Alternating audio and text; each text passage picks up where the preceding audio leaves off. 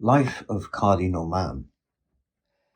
In the history of the Fatimids, we know no talented family which has influenced the intellectual life of the Fatimid period in Egypt and in other countries to the extent to which the family of Numan has done.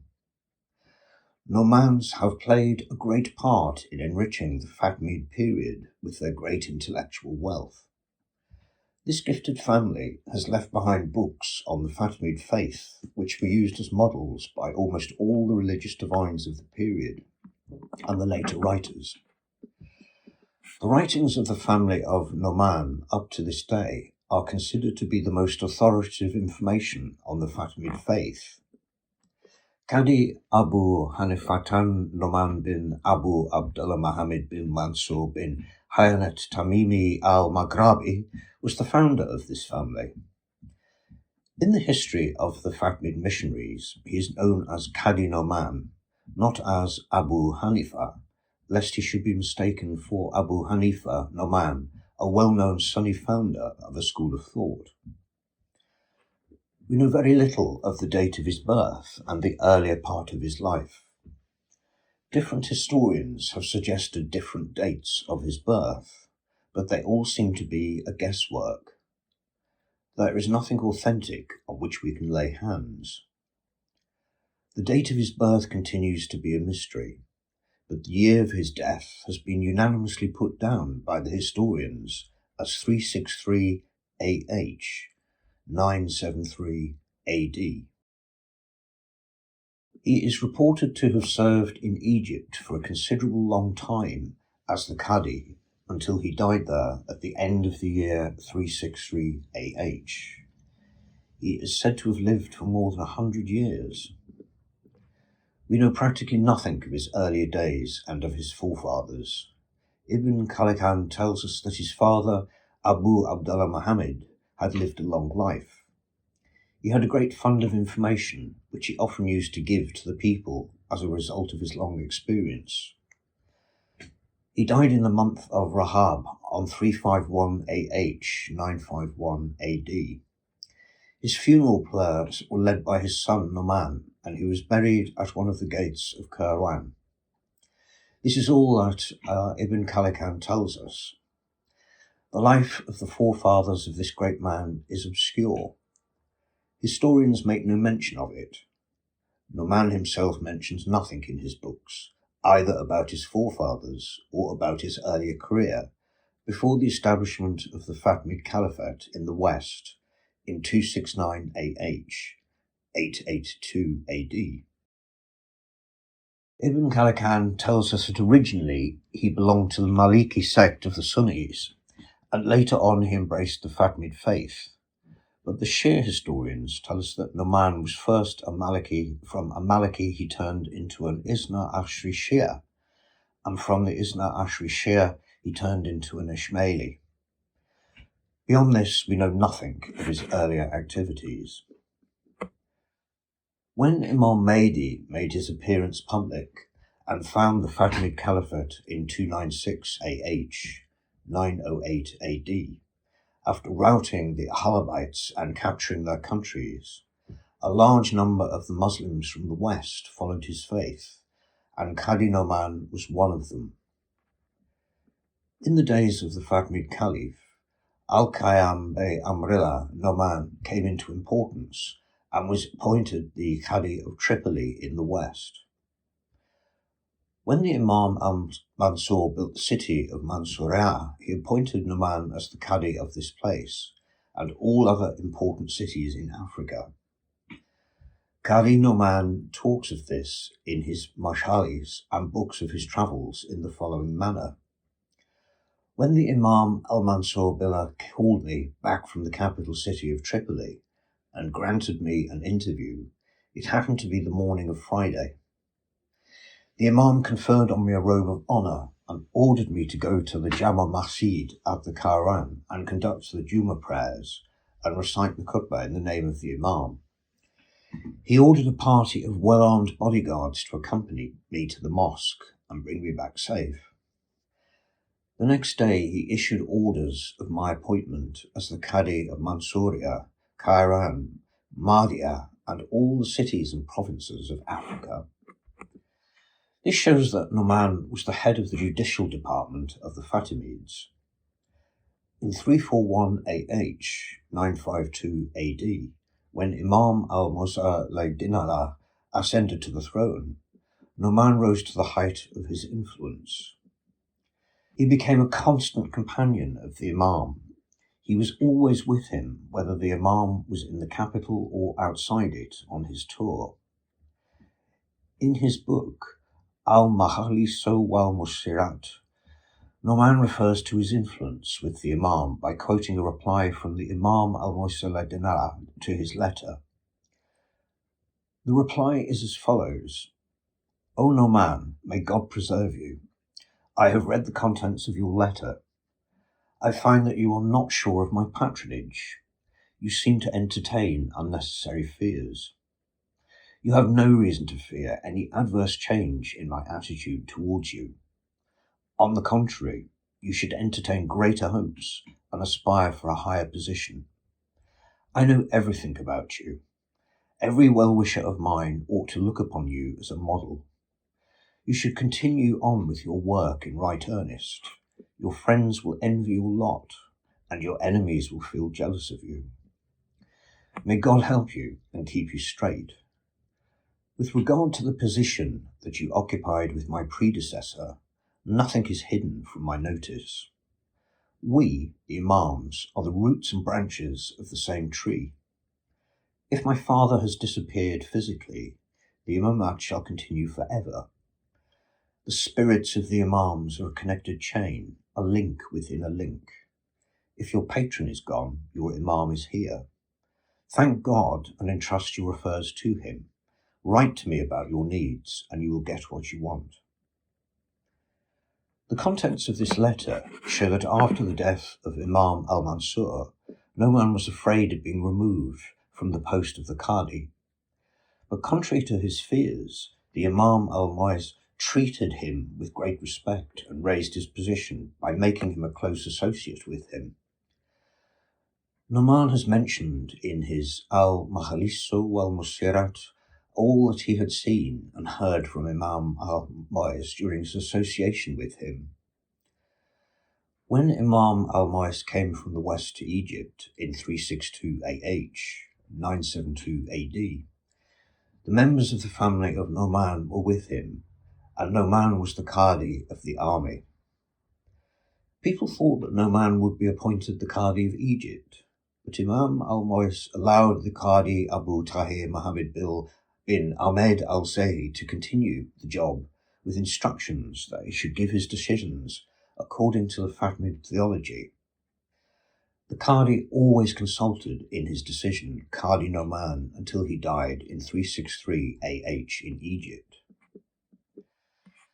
Ibn Khalikan tells us on the authority of al-Musubihi that Numan was well versed in the Fatimid theology.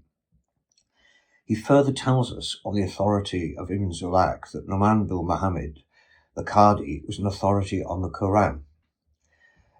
In theology, he was so well versed that he was conversant not only with all its branches, but all the differences of opinion among the theologians of different schools of thought. He was very well informed in literature, poetry, and history. All those historians who happen to talk about Numan make special mention of his learning and accomplishments. His great works are the best proof of what historians have said about him. There is no wonder, then, if we find his books the very best and the most authoritative works on the Fatimid faith. Almost all the learned divines have drawn their inspiration from his works. We know no Fatimid missionary worth the name who differed from Numan in his solution of the important problems in theology. Numan tells us in his Mahalis wal Musharat, the Imam al-Mu'izz Dinar often used to invite me to address the people on the language of the Fatimid faith. I used to write books and read them to the Imam, chapter by chapter, before I read them to the people. At one time, al-Mu'izz Dinar gave me the subject matter of a book in a nutshell, and explained to me everything that pertained to this matter, to my fullest satisfaction. He asked me to write a comprehensive book on the subject. I took a long time to finish the work. When I carried it to him, I apologized for the delay I had made in executing his order. He said, "Oh no, man, do not mind the delay. Your work is brief, but it is full of substance. You have used few words conveying a wealth of meaning. You think you have taken a long time to finish this book. You are unnecessarily worried over the matter. Had it not been for your sincerity of purpose and the divine help which has crowned your efforts with success, you would not have been able to produce even one chapter in a much longer time than what you have taken to finish this book." There are many such instances that go to prove that no man, before he wrote any book, got the necessary instructions and inspiration from the imam al-Mu'azzala before he showed his works to the public. He always referred them to the imam for his approval. This is the reason why the historian Ibn Zulak calls no man a da'i. We have nothing on record to show that he ever acted as a da'i. He was called da'i because he liked the da'i. He was always showed his writings to the imam before he read them to the public. The da'i Idris says in his Uyunul Akbar, "No man was held in high esteem by the imams. He held a very high rank with them. He was one of the pillars of the mission." This very writer, who calls him one of the pillars of the mission, never says in clear terms whether no man was a da'i or a hujat, and does not say a word in praise of his missionary work, as he does in the case of other da'is. With regard to his works, Ibn Khalikan says, "No man has written for the al-Bayt voluminous works of 1,000 pages each, in the best possible style.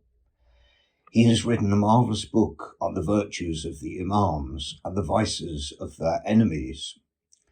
He has a large number of publications on the refutation of the arguments of the opponents of the Fatimid faith. His refutations of Abu Hanifa, Malik, Shafi, and Ibn Suresh are the best known ones of their kind. He has written a comprehensive book on the difference of opinion among the learned divine to prove the validity of the doctrines of the Ahl Bayt. He has written a qasida on theology, which is known as Muntakhaba."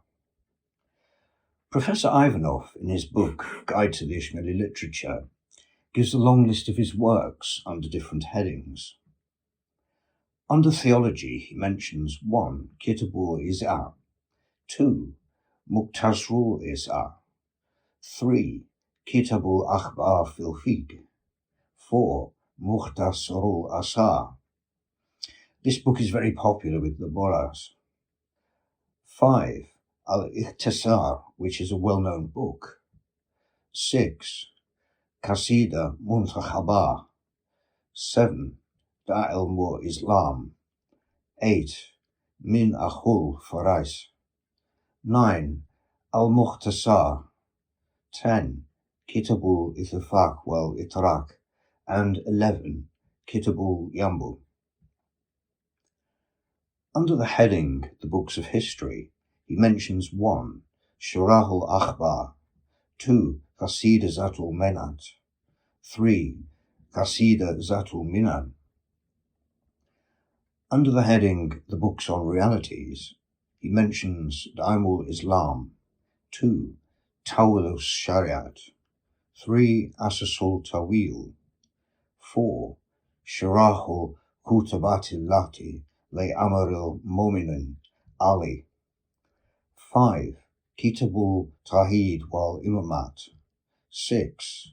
Isbatul Haqaiq Fimarad Tawhidul Khalik, 7. Hududul Marafat fi Tafsir al-Quran, 8. Nahwul Sabul il Marafat il Matawil, and 9.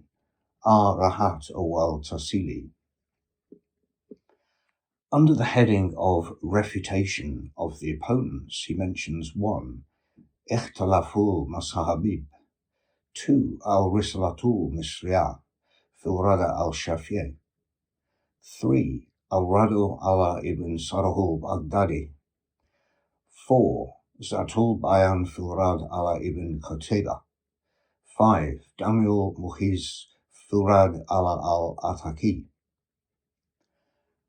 Under the heading of the books on doctrine, he mentions Qasidatul Mukhratara, Kitabul Himma, 3. Kitabul Taharat, 4. al-Ahusa, 5. Mafatuhum Himma, 6. Kitabul Dua, 7. Kitabul Ibadat Yumay Wallah, 8. Kaifat as-Salat ala Nabi, 9. At-Tahib wal-Intikhab, 10. Kitab al-Hula wa Siyab, 11.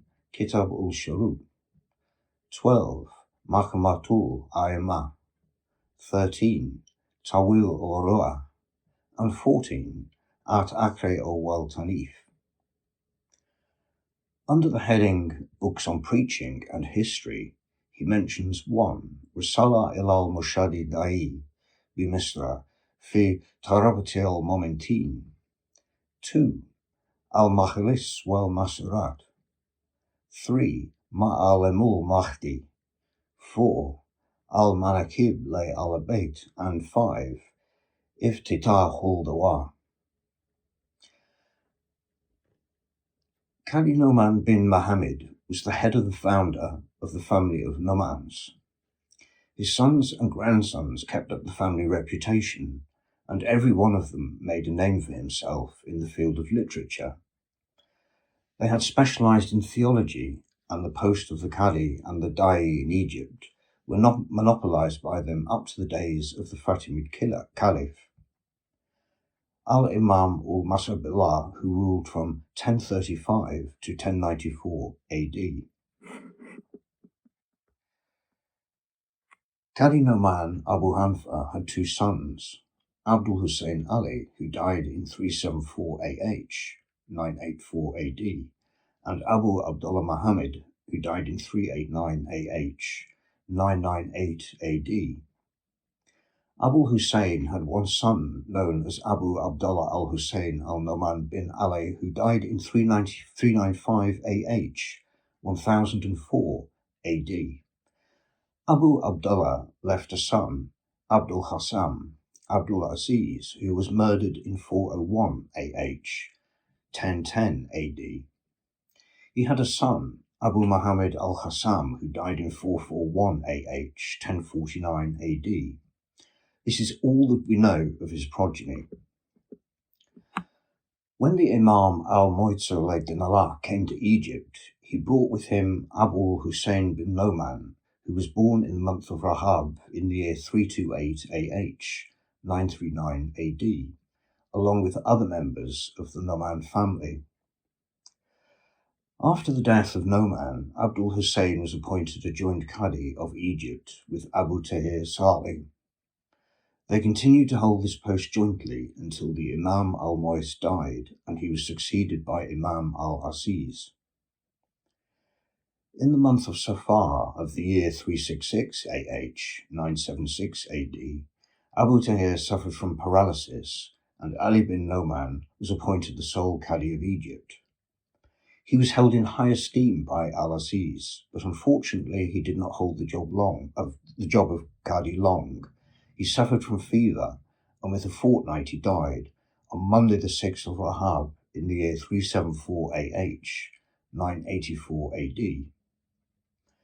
Imam al-Aziz conducted the funeral prayers of this great learned divine who had made a mark in the theology like his father. Ali bin Numan was the first person who bore the title of Qadi ul-Qusat. After the death of Ali bin Numan, Imam al-Aziz wrote to his brother, Abu Abdullah Muhammad bin Numan, saying, "After your brother, the post of the Qadi is reserved for you. It will continue in your family." Thus, Muhammad bin Numan was appointed to the post of Qadi al-Qusat, in which he had acted sometime during the lifetime of his brother. He was very well versed, not only in theology, but in other sciences, as well as literature, psychology, history, poetry, and physiognomy. In 375 AH, 985 AD, his son Abdul Aziz was married to the daughter of al-Qadi Saki and Imam al-Aziz, attending the marriage as a mark of respect for Muhammad bin Numan. Later on, he appointed this newly married son of Muhammad bin Numan to act for his father at Cairo and Misra. Muhammad bin Numan rose so high in the estimation of the imam that he was allowed to sit along with the imam on the mimbar. Ibn Khalkan tells us, on the authority of Ibn Zulak, who is a contemporary of Ibn Numan, we never saw a Qadi in Iraq or Egypt who enjoyed the dignity of Muhammad bin Numan. He well deserved this elevated position, which was due to his great learning accompanied with piety and a high sense of duty. The Wazir Yaqub bin Kilis grew jealous of the Qaz, and fearing lest his great influence with the Imam should harm him, he adopted ways and means of decreasing the importance of the Qadi. He cut down the powers of the Qadi, but when the Imam al-Hakim bi Amrillah succeeded Imam al-Aziz in 385 AH, 995 AD, Qadi Muhammad bin Numan resumed his former powers and became a great favourite of the Imam. On the 24th of Safar 399 AH, 1008 AD, the Qadi died, and his funeral prayers were led by the Imam, who was greatly grieved by the loss of this genius. The Imam kept the post vacant for a month and ultimately filled it with Hussein bin Ali bin Numan of the well-known family of the Numans. Hussein bin Ali bin Numan was born at Media in 353 AH, 964 AD. In his very early days, he shifted to Cairo, where he learnt theology so well that he acquired the reputation of a polar star among the learned divines of the Fatimid faith. He often acted as a Qadi for his uncle Muhammad bin Numan, and after his death in the month of Safar 391 AH, 1000 AD, he was appointed the permanent Qadi.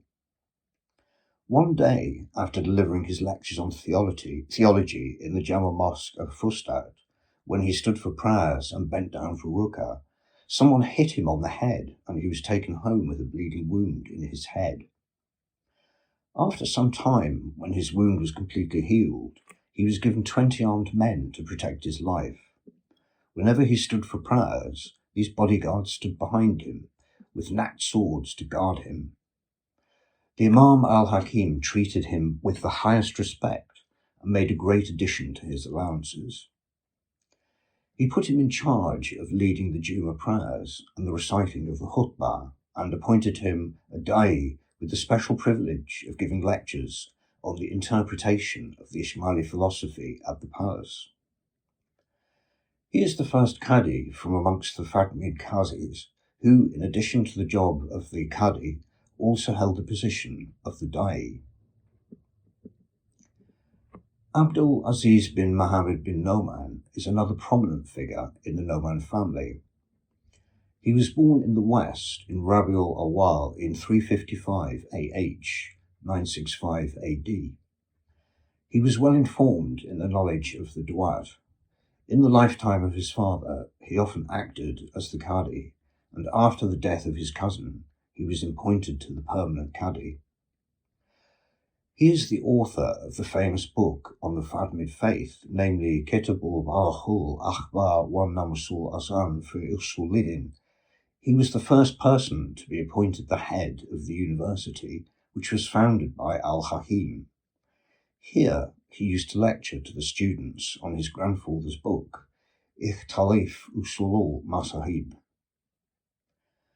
This is the short sketch of the Qadi Numan, the author of the book, Kitaab al-himma. We could not deal with the details of his life within the space of a few pages. To excite the curiosity amongst the Ismailis and the enthusiastic students of Ismailism, our brief survey of the life of the illustrious family we feel pretty sure will not miss the mark.